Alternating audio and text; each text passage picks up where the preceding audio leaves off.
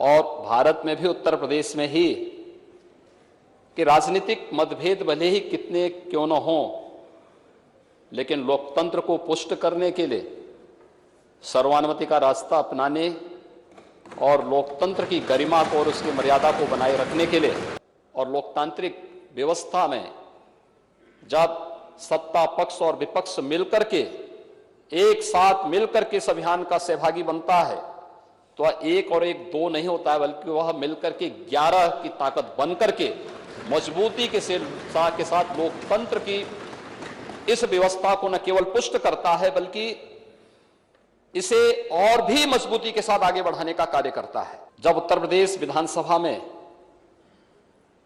अभी बहुत दिन नहीं हुए हैं, मार्च प्रथम सप्ताह में दोनों ओर से मिसाइलें चल रही थी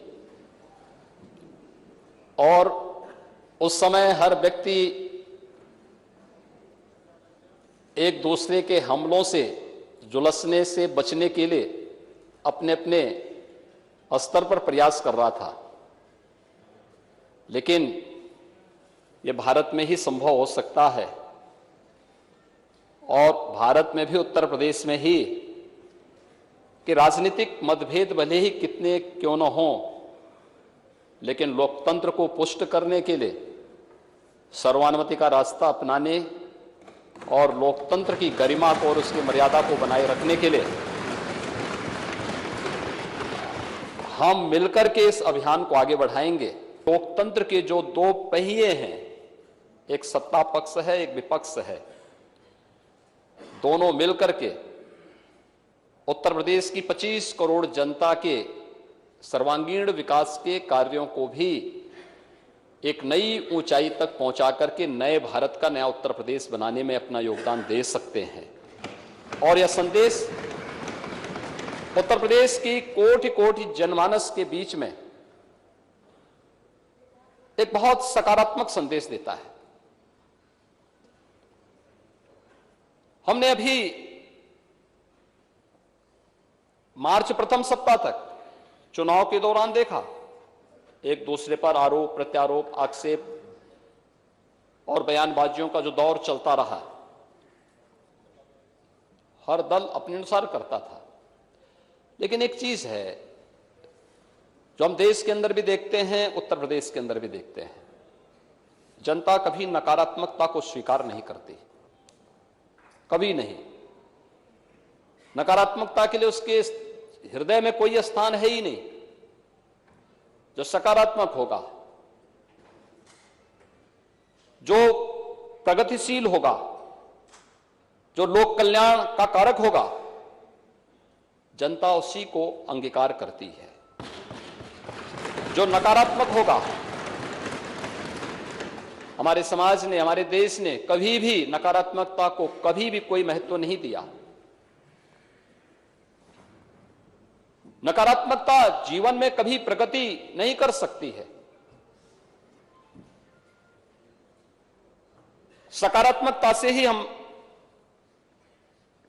न केवल प्रगति के मार्ग को आगे बढ़ा सकते हैं, बल्कि सकारात्मकता के भाव से ही लोक कल्याण का मार्ग भी प्रशस्त कर सकते हैं। और आज जब देश की अपेक्षाएं उत्तर प्रदेश जैसे राज्य से हो, हर एक क्षेत्र में हो, दुनिया जब अपने द्वंद्व में उलझी हुई हो, उन स्थितियों में भारत से जो अपेक्षाएं हैं, भारत उस प्रकार की अपेक्षाएं उत्तर प्रदेश से रखता है और उत्तर प्रदेश को उन अपेक्षाओं पर खरा उतरने के लिए अपने आप को तैयार करना है। और लोकतांत्रिक व्यवस्था में जब सत्ता पक्ष और विपक्ष मिलकर के एक साथ मिलकर के इस अभियान का सहभागी बनता है तो वह एक और एक दो नहीं होता है, बल्कि वह मिलकर के 11 की ताकत बनकर के मजबूती के साथ लोकतंत्र की इस व्यवस्था को न केवल पुष्ट करता है बल्कि इसे और भी मजबूती के साथ आगे बढ़ाने का कार्य करता है। उन जनाकांक्षाओं की पूर्ति करने का माध्यम बनता है जिसके लिए आम जनमानस ने हमारी इन सभी जनप्रतिनिधियों पर विश्वास किया है। ये सभी चुनाव जीत करके आए हैं। जनता के सामने आम जनमानस ने इन पर विश्वास किया। आम जनमानस का इन पर एक नया विश्वास प्रकट हुआ है और उस विश्वास पर कहीं भी हमें कोई भी किसी भी प्रकार से उसे अविश्वास में नहीं बदलने देना है। यह हमारा लक्ष्य होना चाहिए और इस दिशा में प्रयास की शुरुआत कल से मैं देख रहा हूं। माननीय सदस्यों ने शपथ ग्रहण किया। शपथ ग्रहण करने के बाद जिस सकारात्मक भाव के साथ शपथ ग्रहण का कार्यक्रम प्रारंभ हुआ, मैंने देखा है कि कल तक यहां पर 343 मान्य सदस्यों ने एक दिन में ही शपथ ग्रहण कर लिया था। 60 मान्य सदस्य बच गए थे, उनका शपथ ग्रहण अधिकतर ने आज यहां पर अपना शपथ ग्रहण भी संपन्न किया है।